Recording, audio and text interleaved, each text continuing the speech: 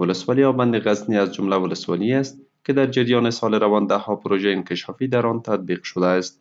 این بار کار ساخت یک شبکه آبرسانی در قریه دوکوهی این ولسوالی آغاز شده است.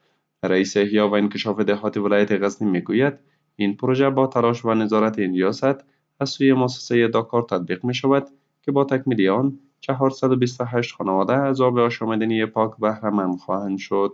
دا خلک د اوبو سخت مشکلات او ستونزو سره مخ وو، خو لله الحمد نن الله پاک جل جلاله توفیق موږ او همکارو مؤسساتو ته ورنصیب کړی دی چې دلته دا پروژه تطبیق کوو. دا پروژه د ابيبان ولسوالۍ په دوکوهي کلي کې ده چې د بودیجه ټال بودیجه 10 میلیونه شپږ لکه افغانۍ دي چې همدا بودیجه به دلته مصرفیږي او هغه د ټانکۍ د ذخیره اندازه 80 متر مکعب ټانکۍ به دلته جوړیږي. همزمان باشندگان محل از آغاز کار ساخت شبکه آبرسانی ابراز خرسندی کرده و میگویند با تطبیق این پروژه مشکلات آنان در بخش دسترسی به آب آشامیدنی صحی کاهش خواهد یافت. مو خو بیخي ډیر په خوشاله یو چې ډیر اوقات له اوبو سره ډیر تریخ ده.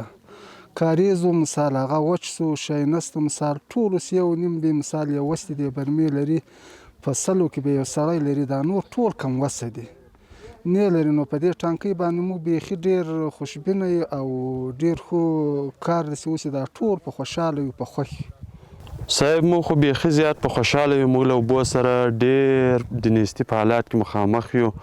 نو دلته د اوبو بیخي زیاته نیستي ده. دا ټانکۍ به چې موږ ته جوړه سي موږ دې له اسلامي امارت څخه ډیره هیله ده چې په زر وخت کې راته جوړه کړي او ډیر په خوشاله سي. اسلامي امارت موږ ته دا خدمت کړی. کار ساخت این شبکه آبرسانی در حال آغاز می شود که سطح آبهای زیرزمینی در ولایت غزنی رو به کاهش است. مسئولان ریاست احیا و انکشاف دهات این ولایت می‌افزایند که در شماری از مناطق دیگر نیز برنامه‌های برای ساخت شبکه‌های آبرسانی در نظر دارند. آنان از مردم می‌خواهند که علاوه بر حفاظت از پروژه‌های عامل منفعه از مصرف بیجا و اسراف آب نیز جلوگیری کنند.